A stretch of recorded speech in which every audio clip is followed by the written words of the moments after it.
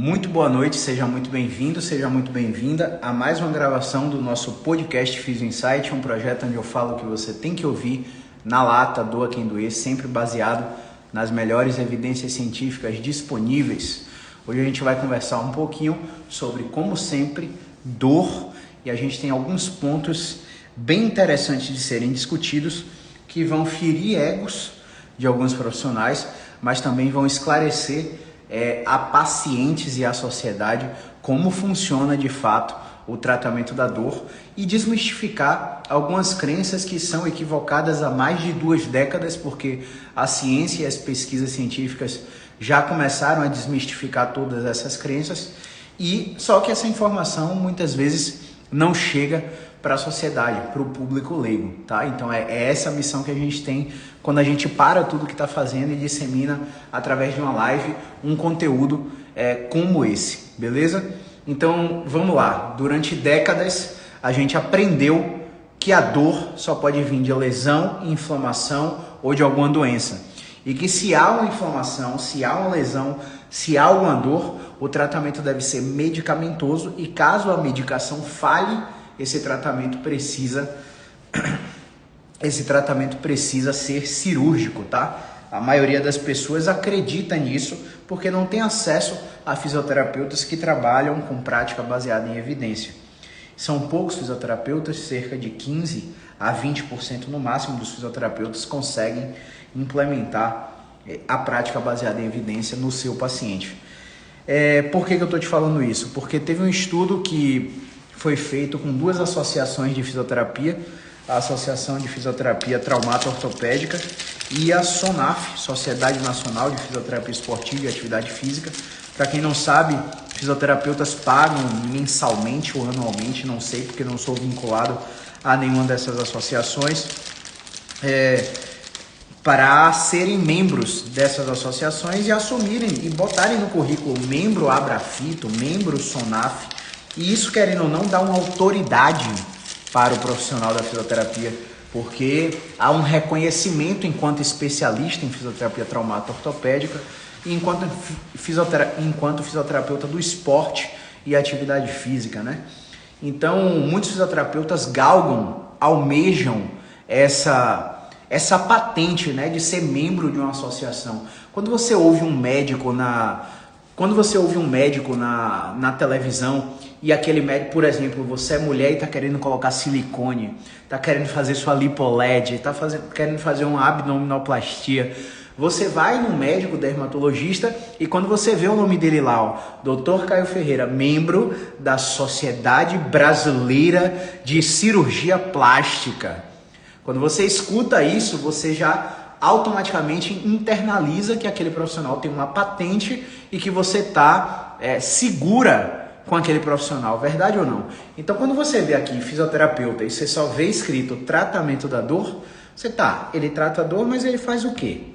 Porque vocês acreditam que para tratar a dor, a gente precisa ser especialista em alguma coisa. A acupuntura, a osteopatia faz super sentido. Durante décadas a gente acreditou nisso. Só que existem profissionais que se aperfeiçoam, fazem cursos livres só para tratar aquilo e não detêm de títulos de especialização, como eu.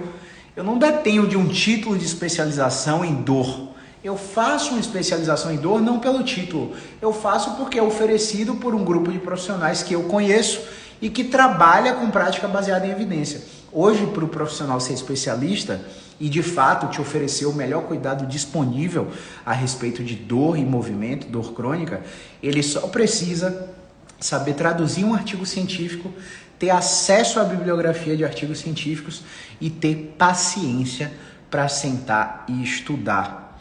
Porque, pessoal, título por título, a gente paga e tem. Vocês sabem quantos fisioterapeutas começaram a minha pós-graduação em acupuntura? 100 fisioterapeutas. Só para você ter uma ideia, a aula inicial, o saguão de um hotel super famoso aqui em Salvador foi alugado para que os profissionais começassem aquela pós-graduação, de tantas pessoas que tinham. Dividiu-se em 2 turmas de 50 alunos. E você sabe quantos alunos formaram comigo? 22. Você tem noção de quantos alunos entraram na pós-graduação que eu fiz em osteopatia e quantos formaram? 35 para 17. 17 é menos que a metade, né? Isso, 17, 17, 34. Sou péssimo de matemática. Então, eu tô te falando isso porque o atestado de especialização profissional não garante que você vai receber o melhor serviço disponível. Tanto é que a minha propaganda da minha bio são sobre cursos que eu fiz, não são sobre pós-graduações, títulos de mestre e doutor, porque nada disso garante o seu resultado. Mas a empatia, o conhecimento, a avaliação do contexto, o interesse do profissional em perguntar como é a sua vida, para buscar o ponto no tempo que você não tinha dor e fazer as interrelações na linha do tempo para que você para que faça sentido para você um tratamento. Então isso a gente não aprende em especialização, não aprende em pós-graduação, não aprende em mestrado e doutorado, né? Então a gente precisa entender disso para não cair nas garras de profissionais por aí que são gurus e que te vendem técnicas para cura da sua dor. Dor não tem cura, dor tem controle. Enquanto você tiver um estilo de vida saudável, você vai estar muito bem da sua dor. A partir do momento que você você esquecer de você mesmo, esquecer de si, você vai começar a ter problemas e a sua dor vai se tornar crônica e recorrente por causa disso. Então vamos lá.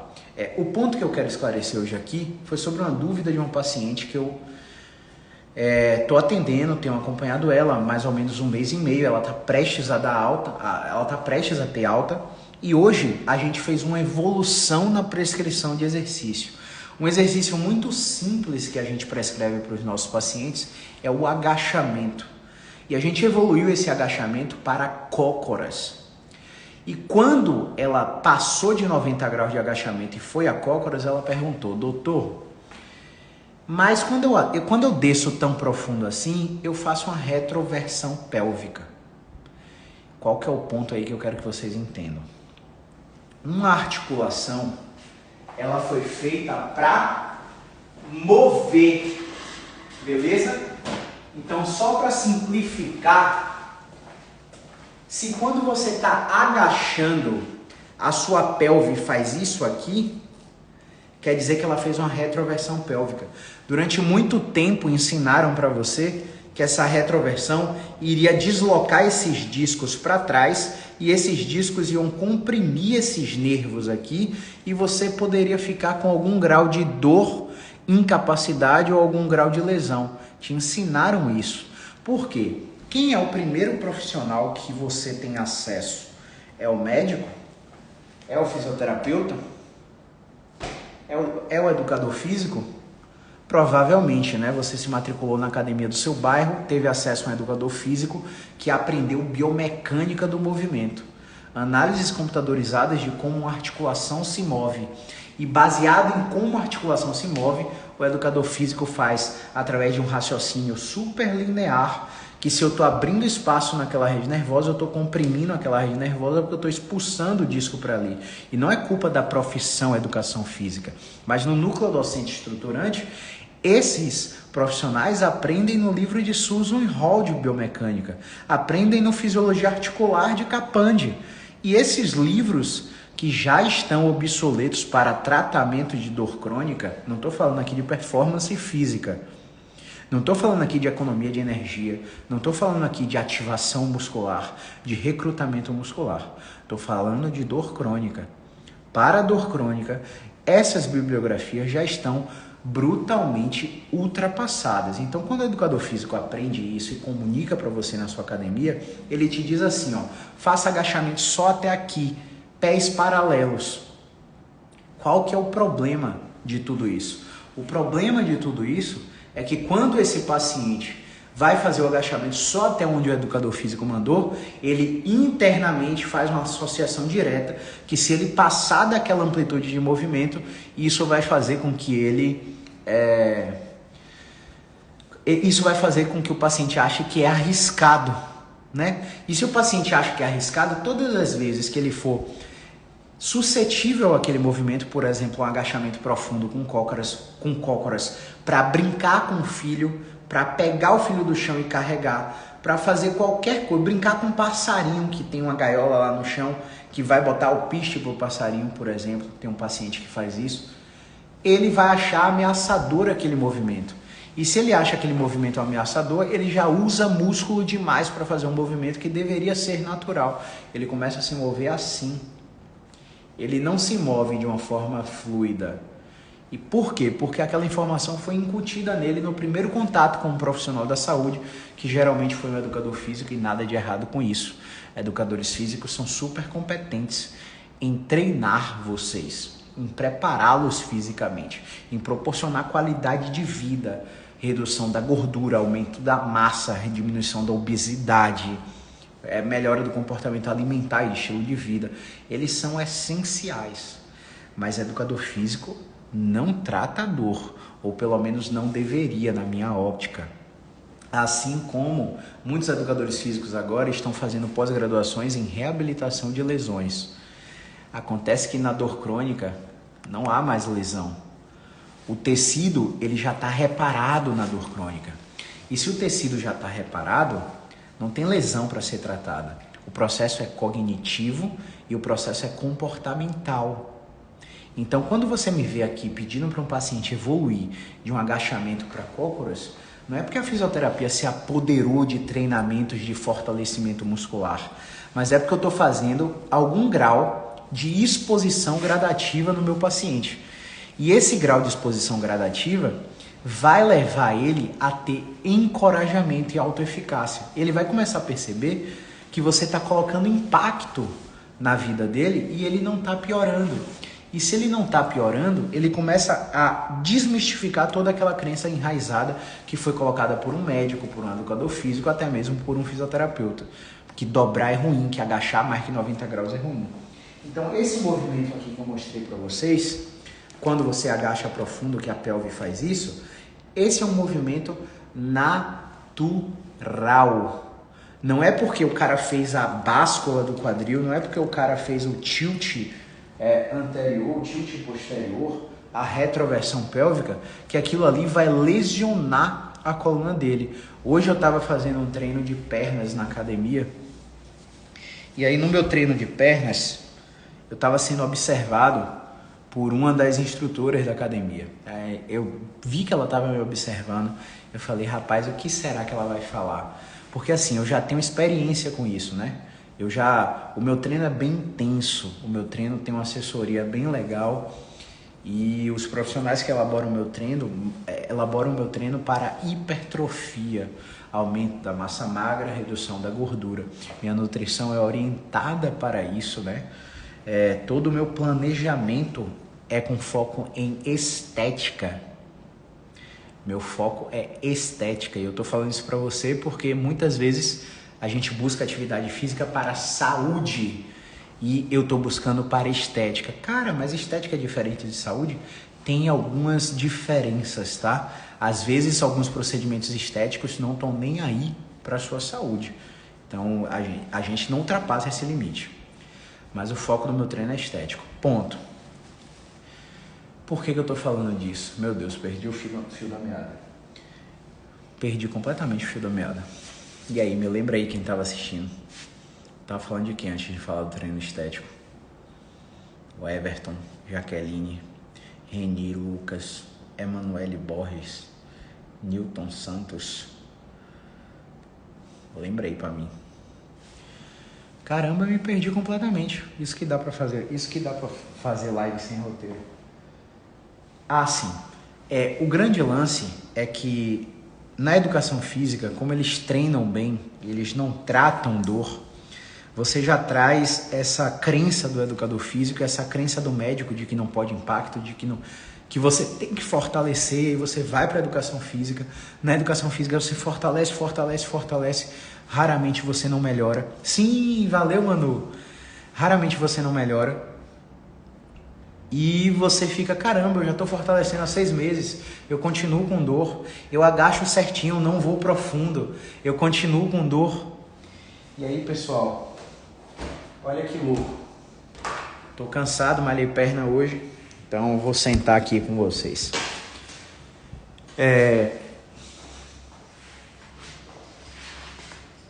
eu ajeitar essa luz aqui. Perdi o fio da meada de novo. Já lembrei da professora tá me observando. Então, obrigado aí, Jaqueline.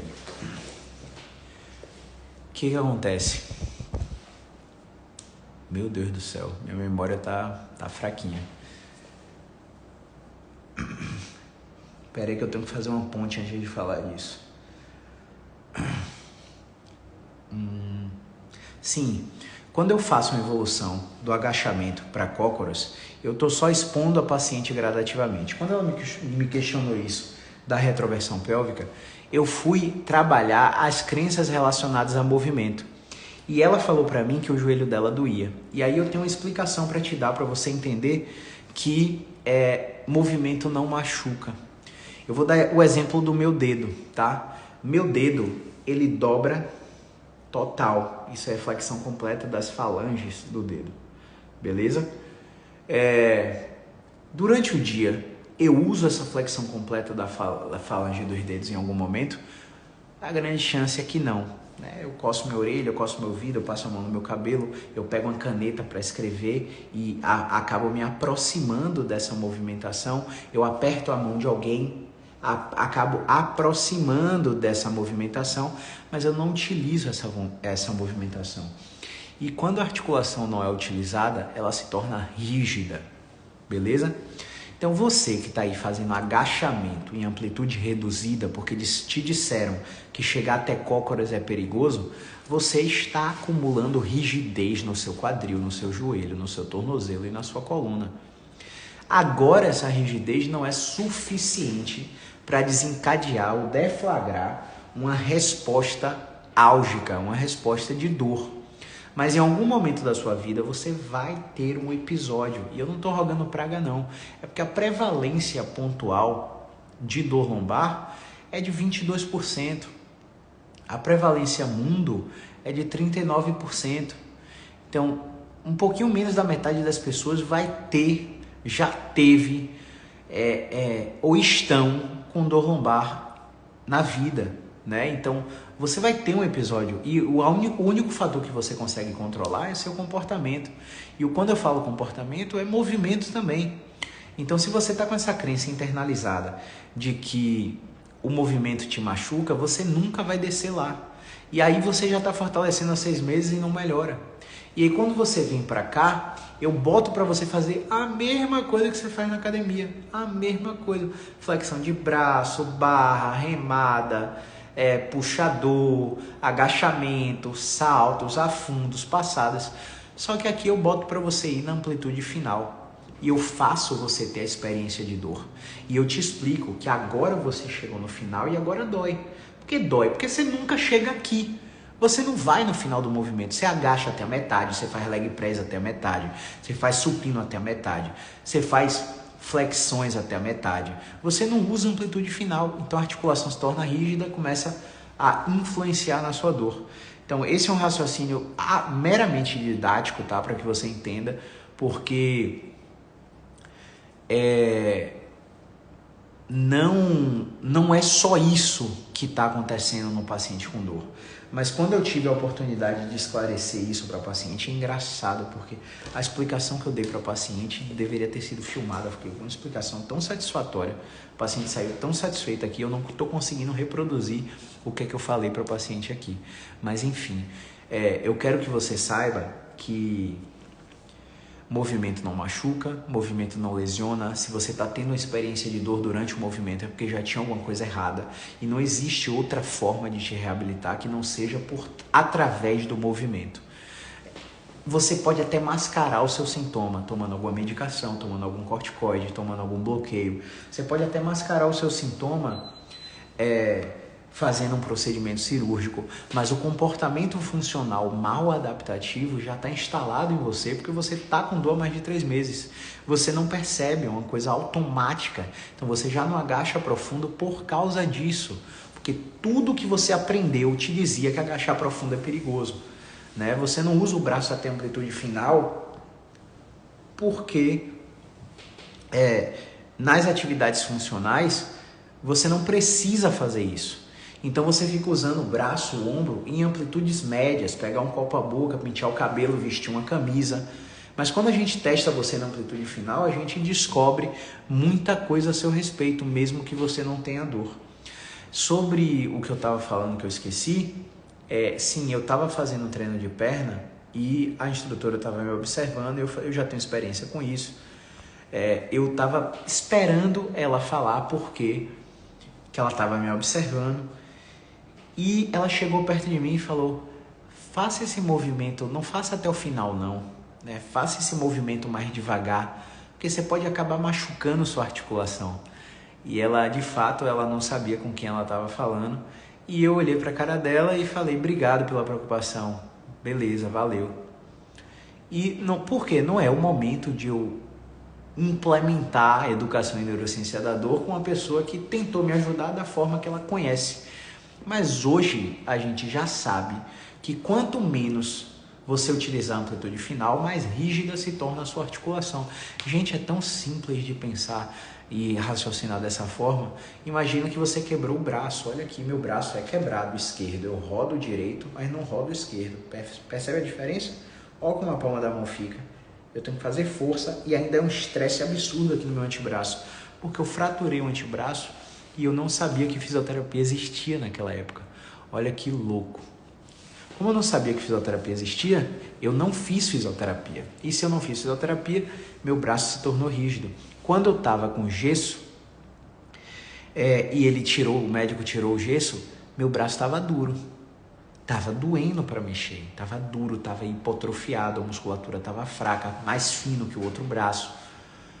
Mas não tinha outro jeito de fazer ele voltar ao normal. Eu tinha que usar aquela musculatura para recuperar a função daquela musculatura. Se eu não tivesse recuperado a função daquela musculatura, eu não teria funcionalidade no meu braço. E sabe o que faz para melhorar essa rotação que eu perdi? Uma refratura cirúrgica. Eu vou refraturar meu braço para recuperar a supinação?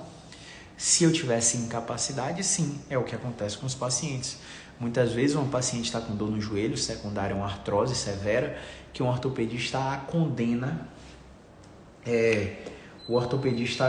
uma cirurgia. E aí ela acredita que só tem aquela saída, porque ela já está completamente limitada e a cirurgia é a solução dos problemas. Só que o comportamento mal adaptativo já está ali, porque para indicar uma cirurgia não é uma artrose recente, é uma artrose muito avançada, nível 4, que já está há muito tempo em tratamentos conservadores sem sucesso. Muitas vezes esse tratamento conservador, o fisioterapeuta faz a maior merda que eu considero no mundo, que vai só até onde não dói.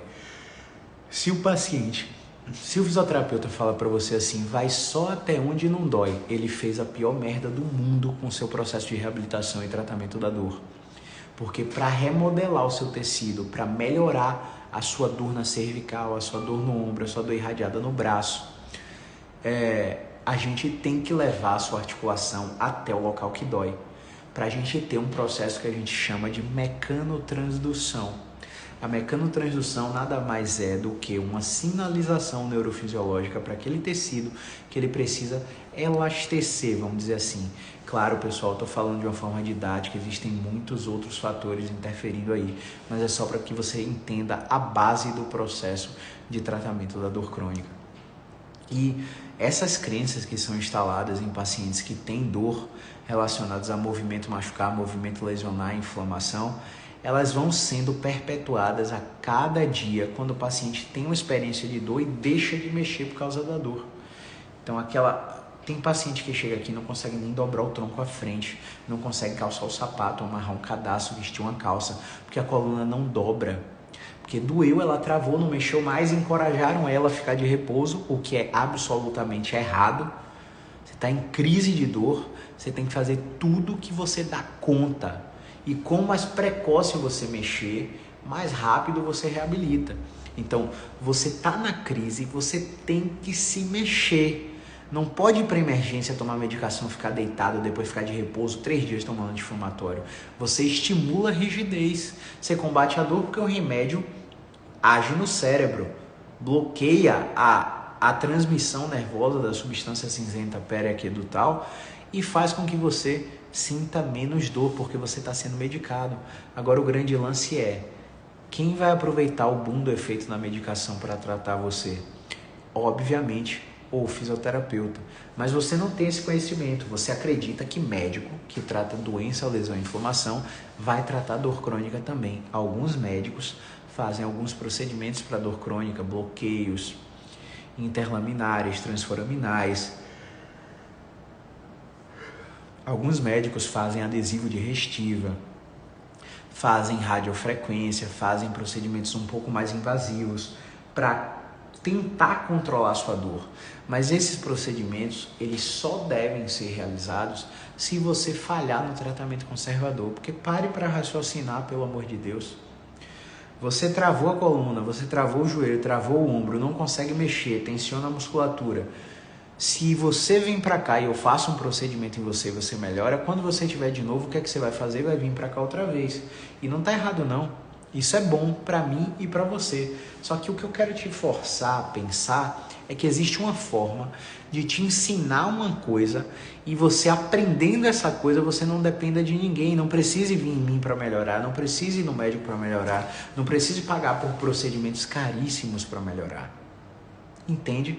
Existe uma forma de te reabilitar da dor crônica que te dá autonomia. E essa forma é exercício. Mas não é exercício aleatório, pessoal. É exercício pensado para o seu caso, individualizado para o seu caso, respeitando a resposta do seu sintoma. Então, assim, a explicação principal que eu dei para essa paciente foi a seguinte: olha, a gente vai fazer até acócoras, mesmo passando, mesmo fazendo a retroversão pélvica, a gente vai fazer e a gente vai acompanhar você para ver o que acontece no final. Se no final você tiver pior, a gente não faz mais. Mas se você tiver... Eita, Jô, tu é com sono hoje. Mas se você tiver melhor ou igual, a gente vai continuar, tá bom? E a paciente fez, e foi ruim, porque todo início de movimentação em quem está rígido e com dor é ruim. Só que à medida que ela ia repetindo, ela ia melhorando. Então, quando ela falou que tinha uma dor no joelho, eu expliquei justamente isso para ela. Olha, o que é que seu joelho faz? Seu joelho dobra e estica, correto? Seu joelho está dobrando total, ela não sei como é que eu faço para ver. Olha, essa é a pergunta que eu amo receber. O que é que eu faço para ver? Eu botei ela em 4 apoios e pedi para ela sentar nos calcanhares e jogar todo o peso do corpo, do bumbum no calcanhar. E ela viu que era totalmente inerte um joelho e o outro lado, ele doía muito para fazer. Ela fazia, mas com muita dor. Depois eu botei ela deitada e pedi para ela apertar minha mão embaixo do joelho com a ponta do pé para cima. Ela percebeu que um lado ela fazia sem desconforto nenhum e o outro tinha muito desconforto. Então, olha só, o seu joelho não está movendo total. Seu joelho não dobra total, seu joelho não estica total.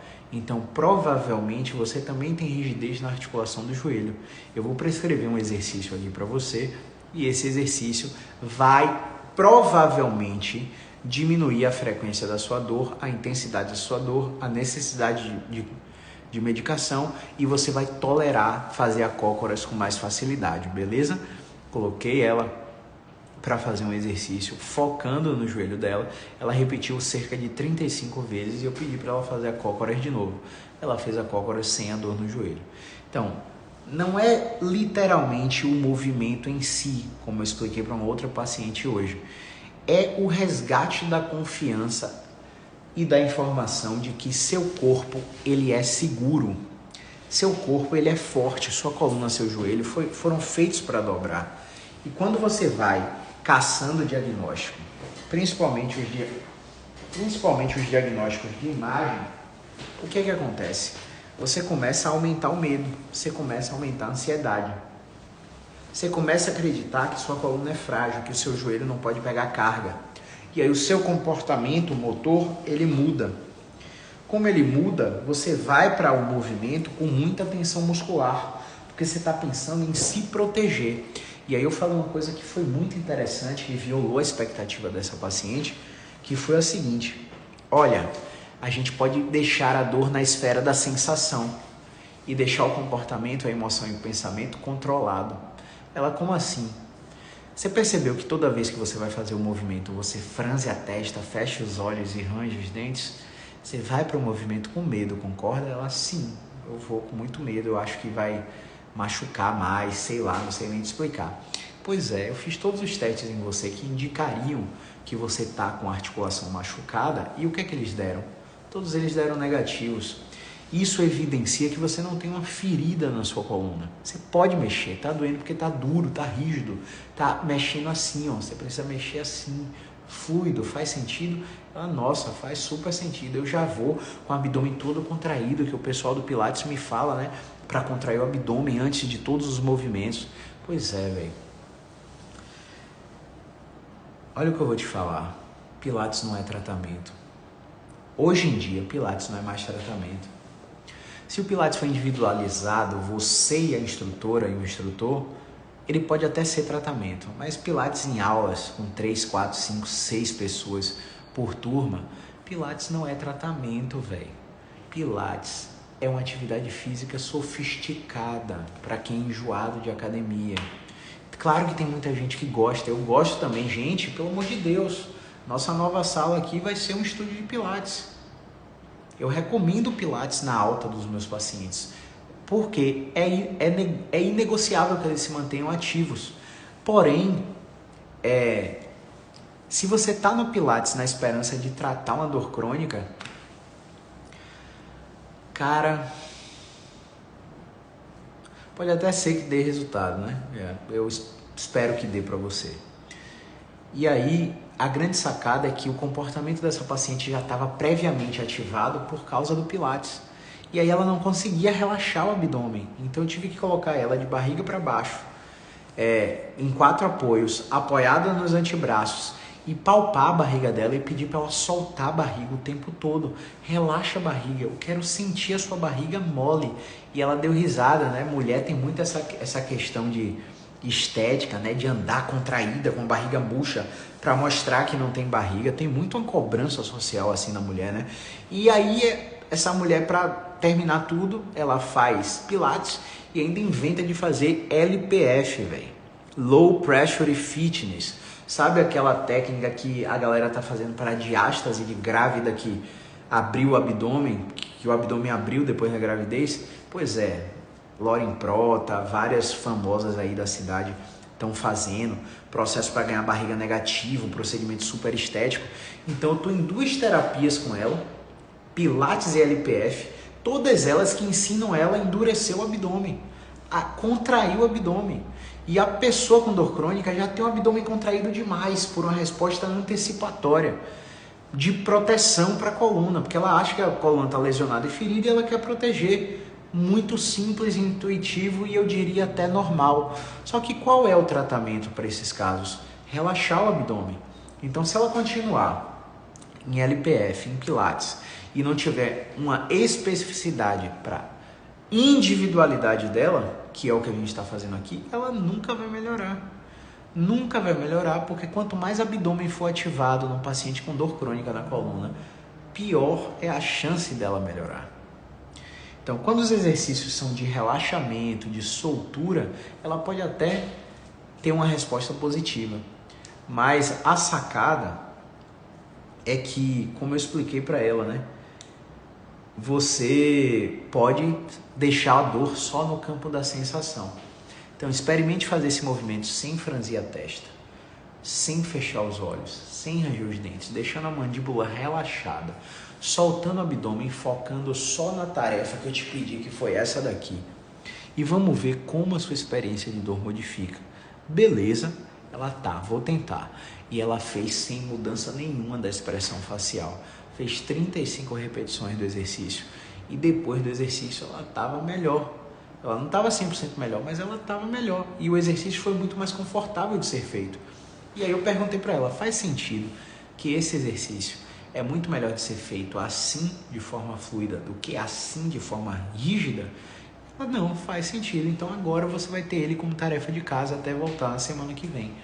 Quando você voltar, eu vou verificar se a execução dos exercícios está sendo feita de maneira correta. Então, existem coisas relacionadas a movimento que só fazem atrapalhar o paciente com dor. E tudo que você pode fazer para melhorar um quadro de dor crônica é cognitivo e comportamental. O exercício ele tem um efeito neurofisiológico de analgesia, né?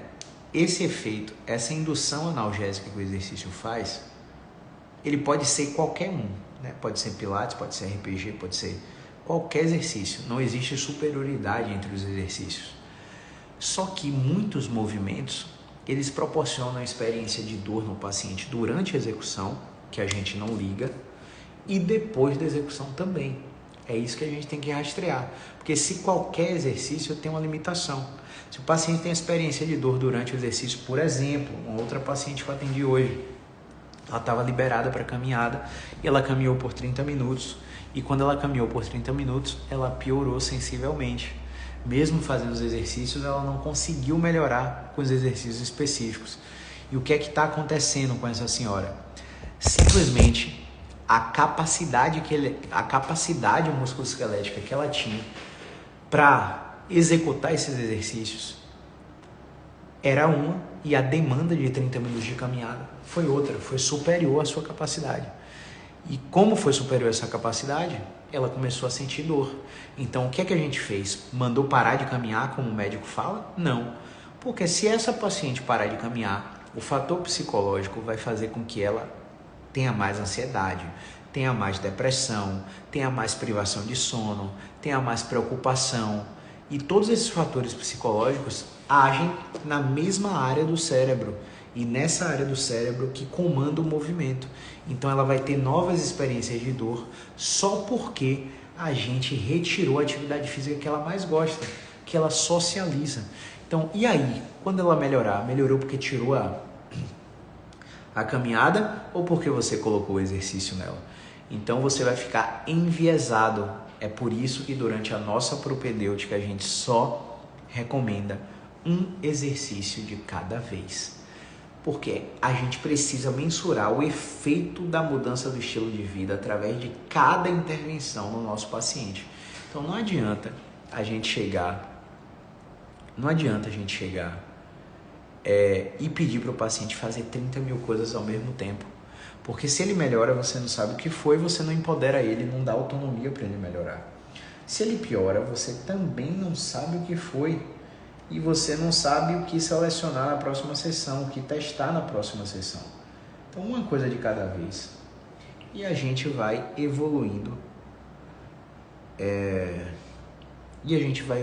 No tratamento da dor desses pacientes, beleza? Então, eu espero que vocês tenham aprendido que movimento não machuca. Por mais que você esteja aí sentado no sofá e quando você levante a transição do sentado para de pé, dê aquela fisgada na coluna. Quando você se abaixe, você sinta aquela dor. E aí você não pode pensar de uma forma linear. Eu tenho que parar de me abaixar. Eu tenho que parar de ficar sentado muito tempo. Não. É um outro mito que a postura causa dor. Você está vendo como eu estou sentado aqui agora? Afastar o tripé. Olha como eu estou sentado aqui. Estou sentado relaxado. Olha como eu estou. Isso é certo para você? Ou certo para você seria isso aqui? Elegância, né? Postura, elegante, bonito, imponente, não é mesmo? Pois é, para mim, ficar nessa posição é brutalmente desconfortável. E eu desafio você a ficar 3 minutos nessa posição sem relaxar. E quando eu relaxo e deixo o meu tronco solto, o que acontece? Conforto absoluto. Caio, e se você tiver uma hérnia de disco? Cara, se eu te disser que eu tenho uma hérnia de disco extrusa L5S1 e nunca senti nada, agacho com 100 quilos, faço o levantamento terra com 180 quilos, faço o leg press com 320 quilos, amplitude máxima de movimento e só sinto dor muscular pós-exercício. Eu corro, eu nado, eu pedalo, eu sigo a vida numa rotina de uma atividade física bastante intensa e nunca eu tive uma dor nas costas incapacitante. Eu já tive um episódio de dor torácica estava passando por um conflito emocional fortíssimo, relacionado a avós e pais, né? E fiquei numa situação de estresse absurdo, desenvolvi 2 episódios de dor torácica e 2 episódios de diarreia com sangue. Pesquisei até câncer, fiquei sem dormir 3 dias seguidos, esperando o resultado que o ImagePAT, um laboratório específico, ia trazer para o meu exame, porque eu fiquei desesperado. Então, quando você tiver dor, sem trauma, sem queda, sem acidente, ninguém bateu em você, você não sofreu um acidente automobilístico, sua dor já está aí há mais de 3 meses, questione como é que está a sua vida. Porque a Hub, que eu abro a aula no curso, é uma Hub que tem mais de 360 ligações. Tem várias esferas sociais, psicológicas, biológicas e emocionais. Suporte no trabalho, suporte na família, reconhecimento no trabalho, reconhecimento na família, acesso a serviços de saúde de qualidade, tamanho da família. Se você tem mais de 3 membros na família, você tem mais risco de dor. Se você é casado, você tem mais risco de dor do que um solteiro. Não me pergunte por quê. Se você é sedentário, se você fuma, se o esforço que você dá para alguma coisa não é reconhecido, relação esforço ou recompensa não é reconhecida, cara, tem tanto fator que influencia na sua dor que você nem imagina. Fica só procurando fatores físicos. Celular. Eu tô aqui no celular, de cabeça baixa. Você acredita que por eu estar de cabeça baixa, olha a posição, falei isso na live passada, muito tempo no celular, falam pra você que isso gera dor no pescoço, né? Não é mesmo? E aí tem um cara muito bom aqui no Brasil, que é professor do mestrado e doutorado de uma faculdade no Rio de Janeiro, que ele orientou um estudo de mestrado e doutorado de um aluno que avaliou mais de 600 pessoas que usam o celular por mais de 6 horas. Pessoas com dor, pessoas sem dor. E eles queriam saber se essas pessoas que usavam o celular por mais de 6 horas manifestavam dor no pescoço e se as que tinham dor intensificavam a dor no pescoço. E aí o artigo é chamado Text Neck, né? Pescoço de texto. Você pode botar no Google aí que você vai achar um open access desse artigo científico. E no dia seguinte à publicação ele foi convidado para a CNN Internacional, viajou para Londres para dar uma entrevista Mundo no maior jornal do planeta, né? Que é a CNN, para divulgar o mito da posição da cabeça. E aí eu paro para você refletir que quando a gente não tinha celular, a gente ficava com a cabeça baixa para ler o jornal no vaso sanitário, esperando o trem, né? Ler revista. A gente ficava com esse hábito. Aí você vai dizer, não, mas o celular a gente usa muito mais. Como é que você sabe? Para perguntar para sua bisavó, se você tiver uma bisavó, como é que era o hábito de vocês de ler jornal naquela época? Como é que era o hábito de vocês? Pergunta para sua avó como é que era. Era a mesma coisa. O que mudou foi o contexto. Nossa vida hoje é acelerada. A gente tem pensamentos automáticos o tempo todo que estão reforçando ou desmistificando crenças que a gente carrega, que são combinadas com as experiências que a gente tem. Elas assimiladas ou não. O que é que eu quero dizer com isso? É que se eu tô aqui sentado sem apoio porque eu tô sem um recosto e tá doendo, eu vou para casa, acredito que eu preciso sentar com encosto. E aí o que que acontece? Quando eu sento com encosto,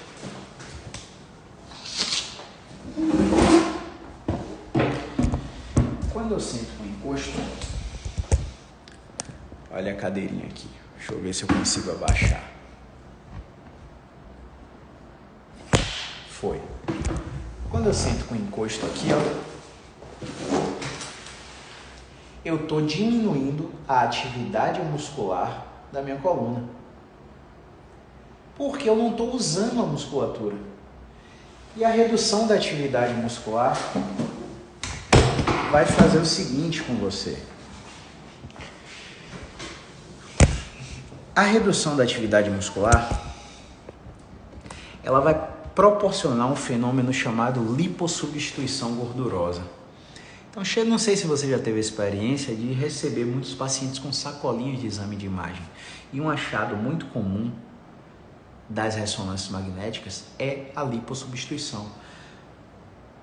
Na musculatura da coluna, a ressonância ela evidencia que um local que seria para ter massa muscular está com substituição gordurosa.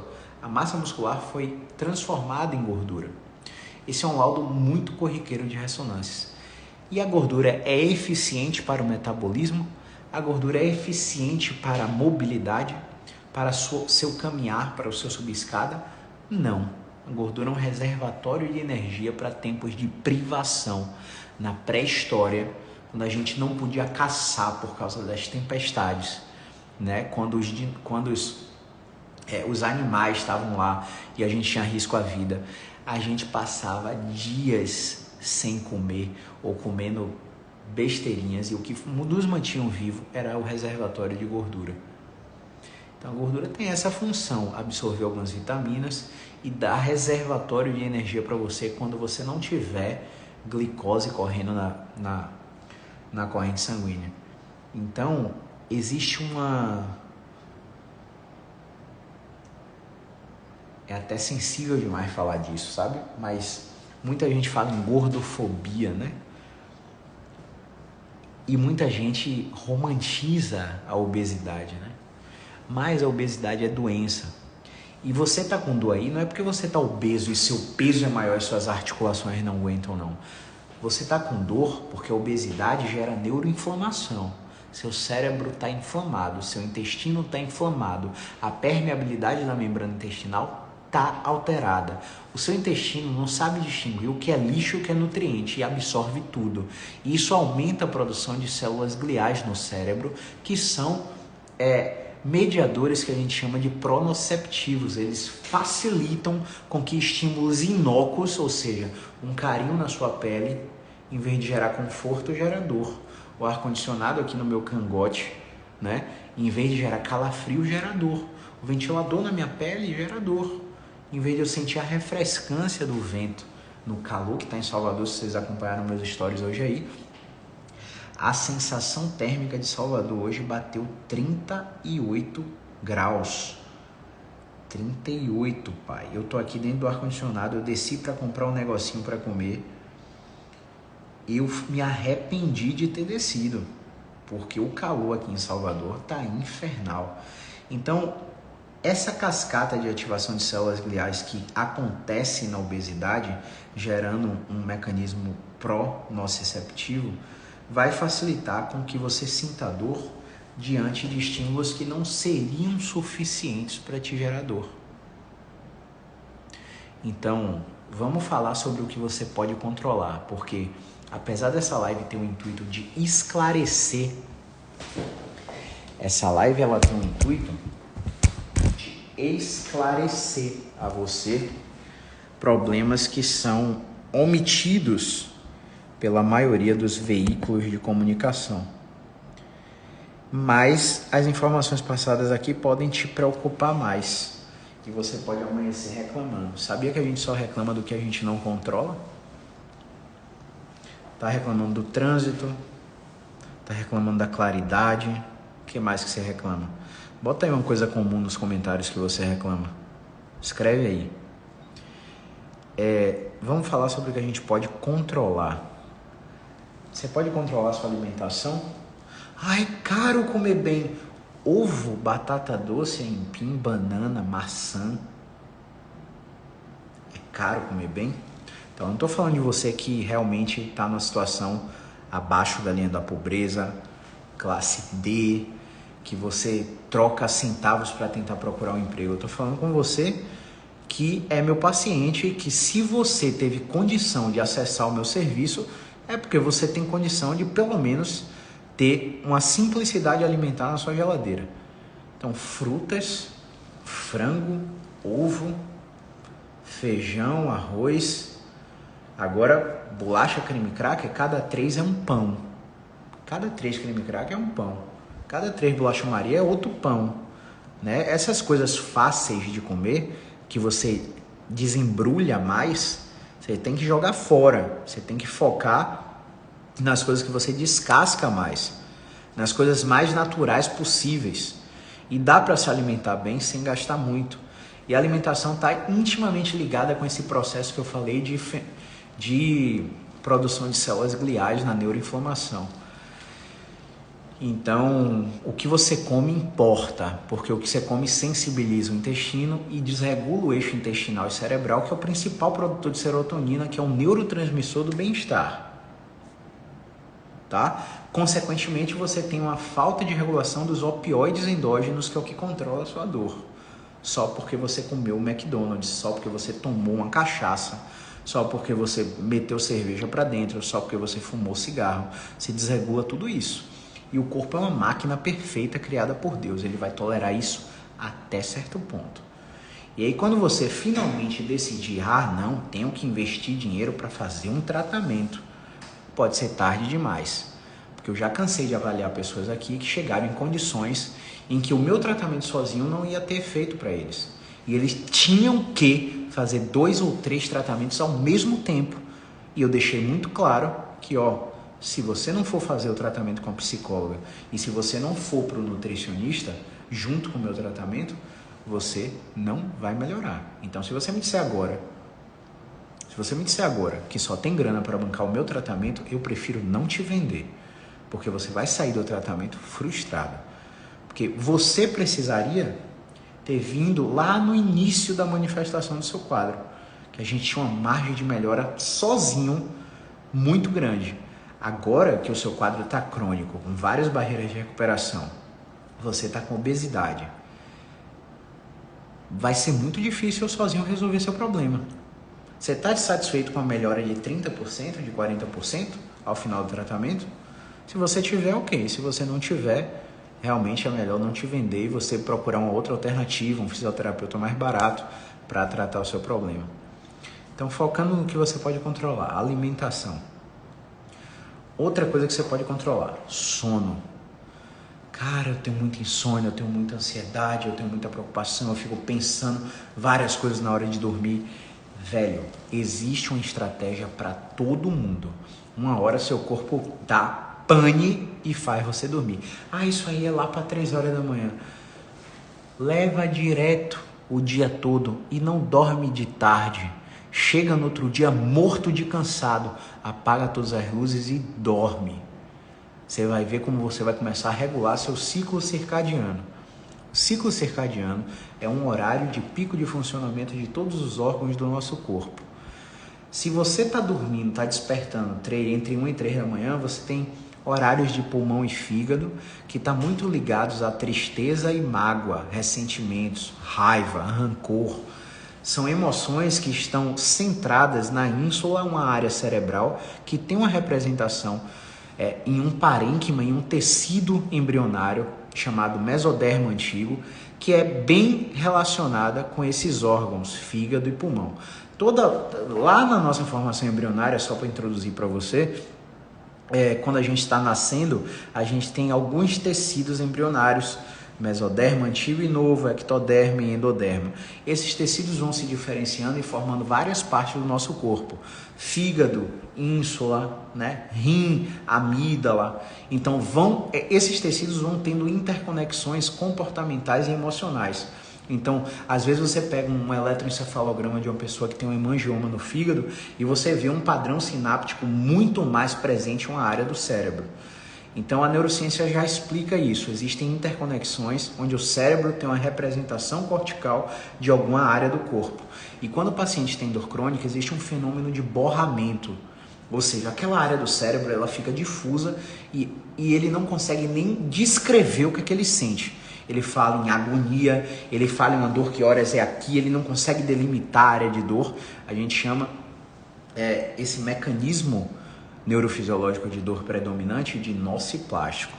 E nesse fenômeno, nesse mecanismo nociplástico, o paciente pode ter sensibilização do cérebro, sensibilização central. Isso vai fazer com que a dor do paciente seja completamente desproporcional aos estímulos. desproporcional ao que ele tem evidenciado nos seus exames. Isso acontece diariamente. E se você não estiver ligado nessas nuances, você não vai saber o que fazer. Voltando, focando no que você pode controlar, sono. Você desregulou o ciclo circadiano, você tem mais um fator de sensibilização. É como se você tivesse um botão no seu corpo de liga e desliga, que quando você aperta esse botão, sua dor amplifica. O volume vai lá para cima. E se o volume vai lá para cima, fica mais difícil de te tratar. Aí você sai de férias do trabalho, por exemplo, vários pacientes, já aconteceu isso com vários pacientes. Sentar de novo que eu tô cansado. O paciente começa a melhorar da dor, porque tá de férias, porque o foco da atenção dele saiu da dor. Ele tá curtindo com a família, tá vendo o irmão que nunca viu mais, tá vendo o pai que não vê há 6 meses, enfim. E isso faz com que o botão de redução do volume da dor seja ligado.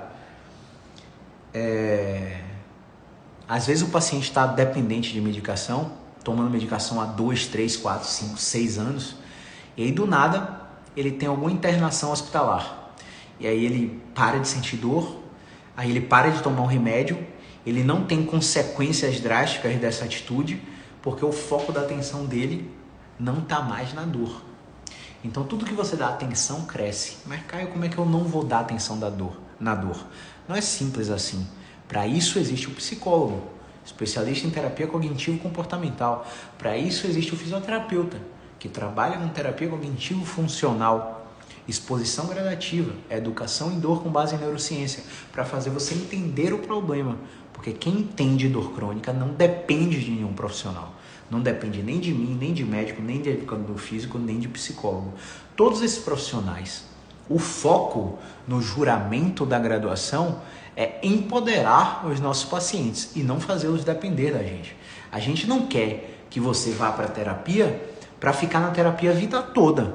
O psicólogo ele vai te dar empoderamento para você ter recurso de pensamento, recurso de processo terapêutico, para você lidar com as adversidades, porque não é quando você estiver deparado com a situação de ansiedade que você vai ligar: ô minha psi linda, o que é que eu faço aqui? Está acontecendo isso, isso e isso.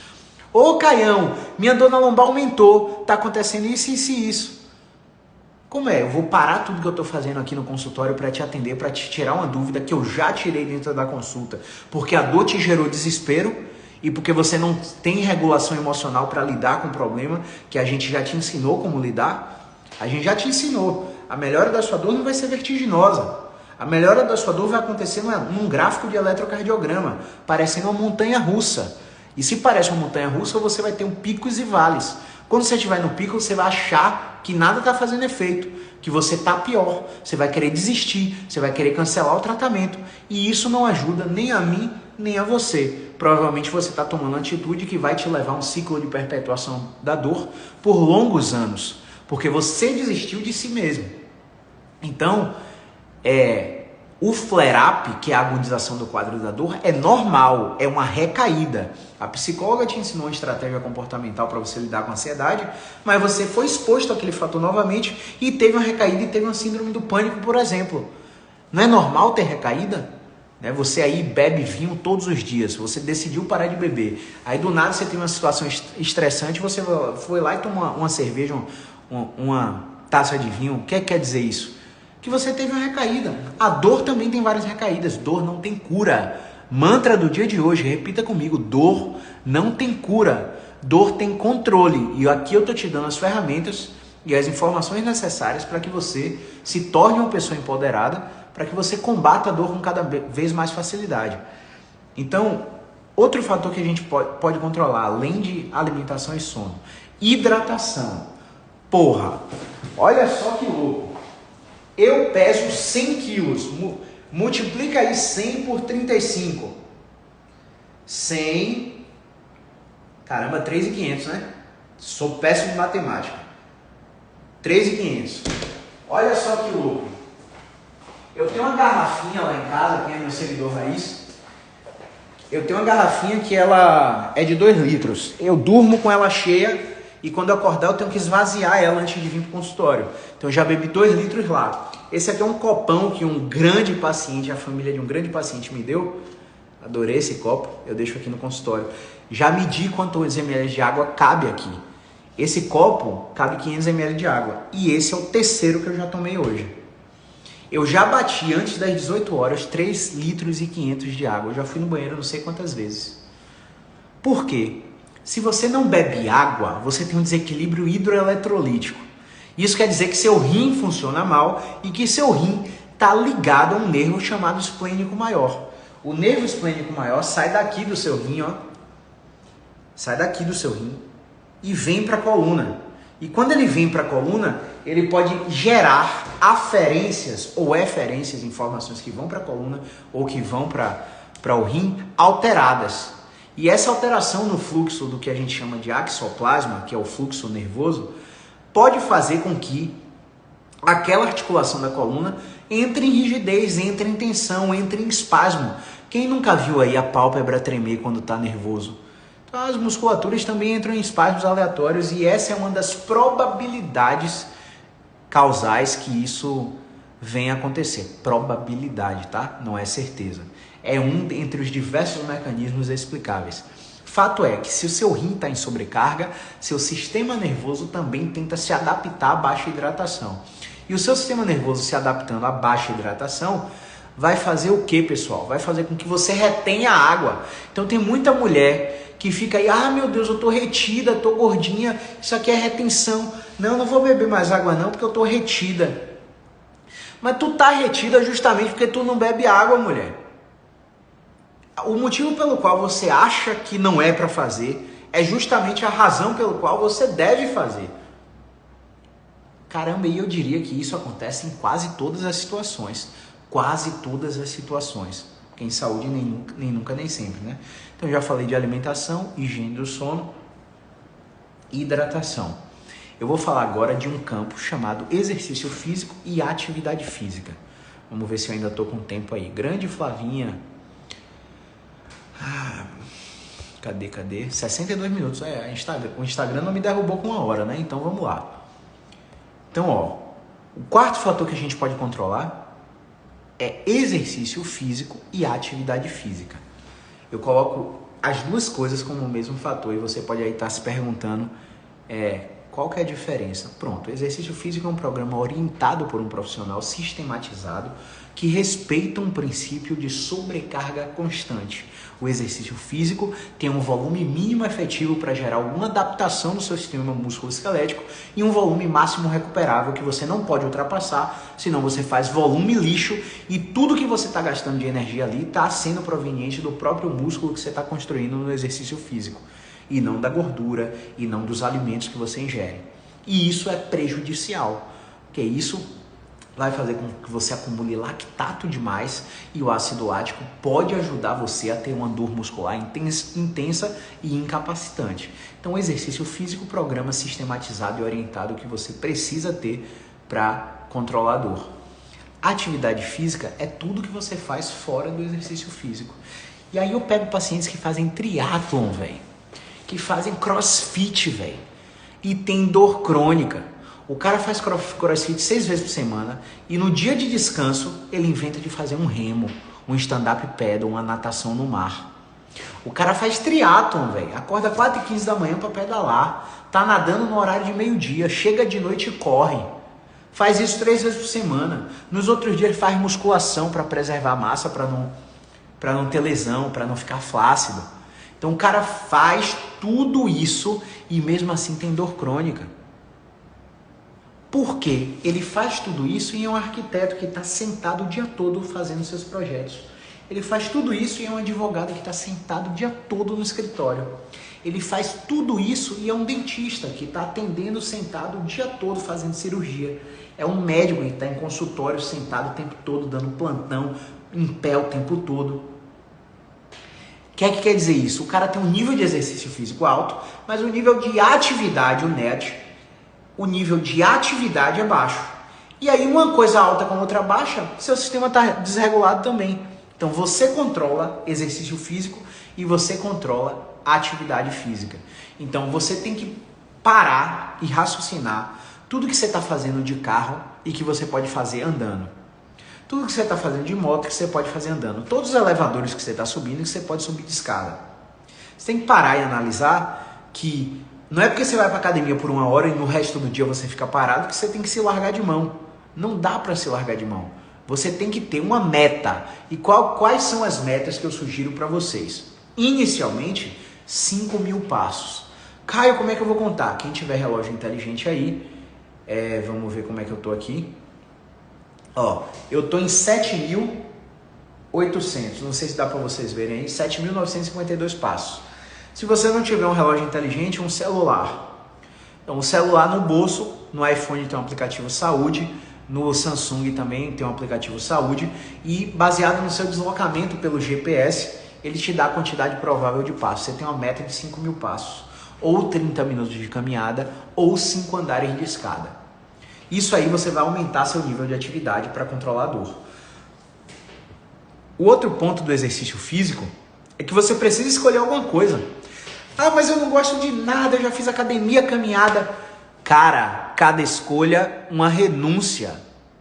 Cada escolha uma renúncia. Você não gosta de nada não? Vai ter uma hora que você vai estar completamente incapacitado por causa do sedentarismo, sem massa muscular nenhuma. Massa muscular é redução de fator de risco para mais de 300 doenças. É redução de incapacidade, é redução de dependência de outras pessoas. Você quer se tornar um vovozinho dependente do seu filho, do seu neto? Você quer se tornar um cadeirante que não vai conseguir fazer nada sozinho? Você quer vegetar em cima de uma cama quando envelhecer? Pronto, você está fazendo essa escolha agora quando você diz que não gosta de atividade física. Você não gosta, eu respeito o seu gosto, mas você vai pagar o preço do seu gosto. Assim como a gente paga o preço de tudo na vida. Então não existe a possibilidade de uma pessoa que tem dor crônica vir fazer o meu tratamento e na alta do tratamento continuar sedentário. Vai voltar tudo e vai jogar o dinheiro no lixo. E não vai jogar pouco dinheiro no lixo, não. Não tem tratamento que funcione se o seu estilo de vida não estiver alinhado. Então tem um exercício físico que você pode escolher, dança do ventre, hidroginástica, hidroterapia, caminhada, que mais, velho? Musculação, corrida, dança, jumping. Escolhe alguma coisa que faça você se mexer por pelo menos 30 minutos, 4 vezes por semana. Beleza? Tem que escolher, você não tem opção. Estou falando de pessoas que precisam fazer isso. Eu não quero que você se torne uma pessoa que precisa, eu quero que você previna isso. Então, exercício e atividade. O quinto e último fator é saúde mental. Saúde mental. Recentemente, eu atendi um paciente que ele fez um estardalhaço na central de atendimento para ser atendido na hora que ele queria. Porque ele tinha X e YZ compromisso, vários funcionários, várias coisas para lidar, e ele só podia fazer esse tratamento. E aí a Alessandra falou para ele, olha, não temos esse horário disponível, a próxima vaga disponível para o horário que o senhor quer só tem no final de maio, o senhor vai esperar até lá? Ele, não vou esperar não é possível que não tenha esse horário, eu vou aí agora, não é possível que ele não vai me atender. Quem é esse Caio? É Deus, que não atende ninguém. Eu estou com urgência. Gente, sabe aquela pessoa que que se coloca num pedestal e que acha que por algum motivo é melhor que todos os outros? Sabe aquela pessoa que não para pensar que existe uma outra pessoa que também precisa de serviços como o nosso e que a gente não pode simplesmente tirar a pessoa do horário para colocar lá porque ele só quer esse horário? Pois bem, bateu aqui na porta enquanto eu estava atendendo, mas bateu insistentemente, ao ponto de eu ter que parar o atendimento. Eu achei que era o lixo, porque o lixo geralmente bate na porta aqui 2 vezes no dia, geralmente nos mesmos horários, foi no horário do lixo, só que estava insistindo demais, eu falei, não pode ser o lixo. Era o paciente. Começou a me contar a história, senhor, por favor, eu estou com outro paciente aqui. Eu sinto muito pelo seu problema, mas se o senhor quiser que eu te atenda, o senhor tem que entrar em contato na central e marcar a consulta. Agora eu estou interrompendo o atendimento de uma outra pessoa que precisa. E aqui é um consultório de portas fechadas. Não é uma clínica que você entra a qualquer momento e espera a hora do seu atendimento. Aqui eu só venho entrar aqui para atender um paciente que já está marcado. E o senhor não está marcado. Então, falou várias coisas na central, ofendeu a recepcionista. Só que ele é sogro de uma grande paciente, uma pessoa maravilhosa que já me indicou várias pessoas. E o paciente ele estava realmente em desespero, em sofrimento. E estava tentando uma alternativa absurda para ser atendido. E aí eu falei para ele assim, olha, a gente não atende emergência. Se o senhor precisa de emergência agora, o senhor precisa ir para o médico, ir para uma emergência hospitalar. Porque aqui é um consultório de atendimento eletivo. O que quer dizer atendimento eletivo? Que você precisa marcar para ser atendido. Que emergências são direcionadas para o hospital. A gente não atende situação de emergência. Entenda o que eu quero dizer com isso. O paciente, ele acha que a condição de dor crônica dele é uma emergência. O paciente, ele acha que a condição de dor crônica dele é uma emergência. Só que dor crônica não mata. Emergências são situações que levam risco à vida. Portanto, por definição de OMS, dor crônica não é uma emergência. Você acha que é uma emergência porque você acha que tem alguma coisa grave.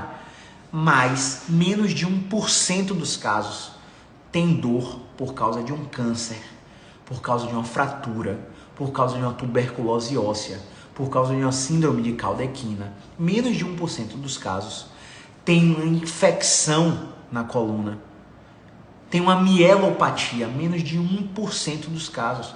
Ah, mas minha hérnia de disco está extrusa. Cara, que bom que ela está extrusa. Porque quanto maior for sua hérnia, maior a chance do seu sistema imunológico atacar essa hérnia, degradar essa hérnia e melhorar o seu quadro. Sua hérnia de disco extrusa, ainda assim, não é um sinal de gravidade. Portanto, o senhor precisa marcar para vir aqui. Então, uma vez que eu já falei tudo o que eu posso para explicar o porquê eu não estou dando aquela assistência, eu abri mão da situação. Existe algo mais que eu posso te ajudar? Não, eu preciso que você me atenda. Nesse momento eu não posso. Pronto. Me desculpe, paciente, por essa interrupção. E fez isso mais 2 vezes. Você acredita? Porque não tinha horário para ele ser atendido. Fez isso mais 2 vezes. Então, saúde mental. Se eu entrasse em atrito com esse paciente, eu não ia comprometer só minha relação profissional com esse paciente. Eu ia comprometer todo o atendimento que eu já prestei para todas as indicações da nora desse paciente. Você entende isso? Então, quando você abre mão do controle das situações, quando você para de reclamar sobre o que você tem controle, você atinge saúde mental. E se você tiver dificuldade para fazer isso, você precisa de um psicólogo.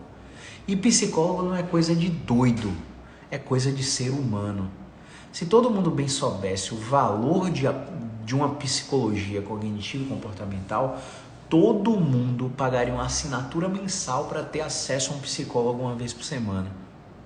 Porque o benefício de fazer terapia não é só na dor crônica, é na alimentação, é no seu sono, é na sua regularidade e disciplina com atividade física, com exercício físico, é no controle do estresse, é na resiliência diante das adversidades que a própria dor crônica te traz. Entende? Então o que você pode controlar? Saúde mental, exercício e atividade física, hidratação, alimentação.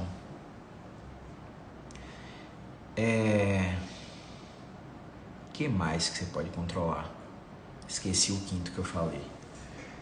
Hidratação, alimentação, atividade e exercício físico, saúde mental e higiene do sono. Tá? Então, a gente só pode controlar isso. Eu duvido, eu boto minha mão no fogo Eu rasgo aquilo ali, ó.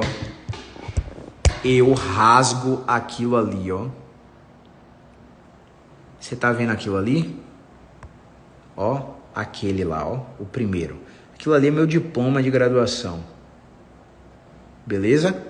Eu rasgo aquilo ali.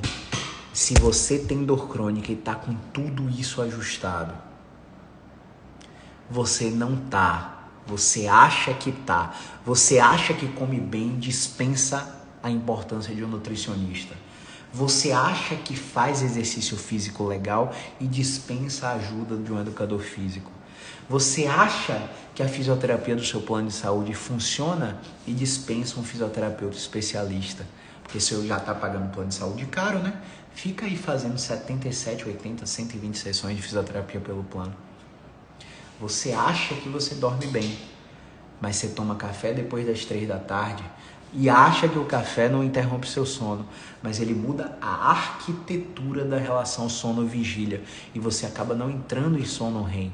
Não entrando em sono REM, todos os seus tecidos estão sob estresse. Todo o seu sistema nervoso central está sensibilizado. Enfim, acho que por hoje, é só 76 minutos de live. Se você ficou com alguma dúvida, eu quero que você vá lá no link do perfil, na bolinha dos meus stories e mande uma pergunta na caixinha. Por que eu não quero que você mande um direct? Porque o direct a gente só atende para vender os nossos cursos e para direcionar o paciente para a central de atendimento para marcar consulta. Eu não converso nem tiro dúvida de nenhum aluno, de nenhum paciente pelo direct, beleza? Se você quiser tirar uma dúvida comigo agora, você vai nos meus stories e manda na caixinha de pergunta, que ao longo do dia de consultório a gente para te responder em vídeo ou em texto, como for melhor para esclarecer a sua dúvida, beleza? No mais, vou deixar essa live salva por 24 horas e vai para o YouTube, vai para o Spotify, mas depois só vai ficar na plataforma dos alunos BeExpert, beleza? Muito obrigado a quem acompanhou até o final. Núbia Ribeiro, Flávio Scalet, Kaique Cauã, Ítalo Souza, Siri, Evelyn Chagas Físio. Seja muito bem-vinda, Evelyn, nunca te vi por aqui. E Mova Coluna também, nunca te vi por aqui, seja muito bem-vinda. Tá bom?